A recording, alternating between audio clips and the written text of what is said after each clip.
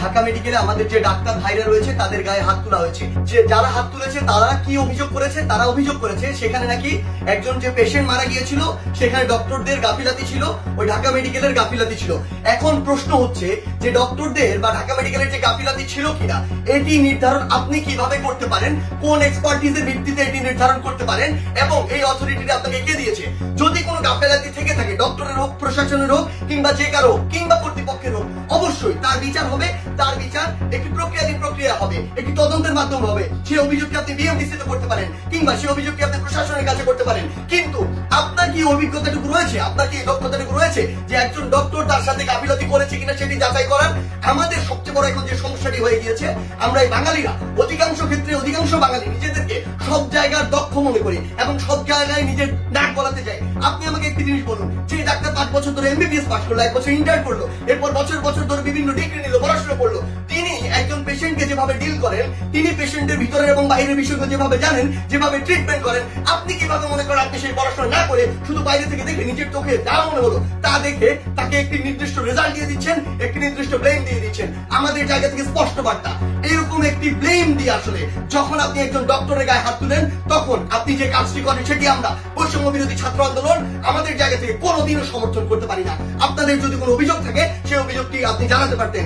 আমরা জানি আমাদের এই পুরো প্রসেসটিতে এই ছাত্র জনতার অভ্যুত্থানে ডক্টররা কিভাবে ওই হসপিটালের ভিতর থেকে ওই ইমার্জেন্সি থেকে তাদের ভূমিকাটি রেখেছে।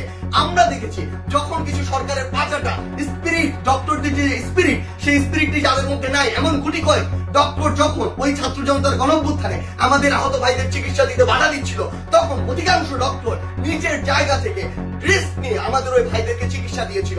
এবং অধিকাংশ ডক্টর রয়েছে তারা ডক্টরদের স্পিরিটটি ধারণ করে এবং আমাদের এই পুরো সময়টিতে আজকে পর্যন্ত আমার হসপিটালে যে আহত ভাইগুলো রয়েছে তাদেরকে নিরবিচ্ছিন্ন সেবা দিয়ে যাচ্ছে নিজের কথা চিন্তা না করে। সেই জায়গায় যখন এরকম করে কোনো একজন আমার ডক্টর ভাইয়ের উপর এইভাবে হাতটি তুলে, আমরা এটি কখনো সমর্থন করতে পারি না। আমাদের জায়গা থেকে একদম স্পষ্ট একটি বার্তা, সেটি হচ্ছে যে আমরা প্রশাসনকে, মাননীয় স্বাস্থ্য উপদেষ্টা, ডিজি হেলথ সহ সকলকে একটি বিষয় স্পষ্ট করে বলতে চাই, আমাদের যারা মেডিকেলের ভাইরা রয়েছে, ইন্টার্ন ডক্টররা রয়েছে কিংবা হসপিটালে যে ডক্টর ভাইরা রয়েছে তাদের সাথে আমরা এই জায়গাটিতে একাত্মতা ঘোষণা করছি।